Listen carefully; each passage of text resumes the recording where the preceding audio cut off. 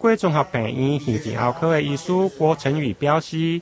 过敏性鼻炎伫台湾的盛行率大约25%，不管是过敏性鼻炎或者是非过敏性，长期慢性的鼻炎，最后拢会造成慢性恢复性的鼻炎。伫治疗上，除了靠药物、传统的下鼻甲切除术、雷射手术加动力旋转手术，现在还有一种冷触气化棒的手术，运用无线电波、3星的离子震荡，和组织来缩小。一般来说，我们慢性鼻炎有分成过敏性鼻炎跟非过敏性鼻炎。那非过敏性鼻炎也有分药物性鼻炎或者是荷尔蒙造成的，还有其他一些像自体免疫等等那些不过他们的统称其实就是叫慢性鼻炎，终究一个结果就会导致鼻黏膜增生增厚，然后导致鼻塞。那鼻的分泌物会变多，那个腺体会增加，会变成鼻水这样子。好，那一般来说，我们治疗慢性鼻炎呢，就是会用一些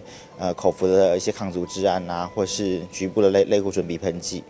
那这些东西其实都需要病人的药物遵从性要好，就是他会愿意长期这样控制。那有些病人如果希望能够得到迅速解决的话，其实会建议他手术介入这样子。那我们这个气化棒的手术呢，它其实是方便又快速，而且又安全，然后卫生这样子。那它是可以在20分钟之内就可以把病人的下鼻甲的肿胀的问题做个解决，这样。那恢复期大概也是7到10天。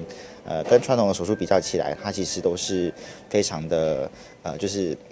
简单而且便利这样子。医师强调，如果患者无鼻中隔的弯曲，单纯处理下鼻甲肿大的问题，冷触气化棒的手术是一种方便佮快速的选择，不但唔免住院，而且恢复期嘛较短。不过相对的一寡卫材必须要来自费。台南新闻林根采访报道。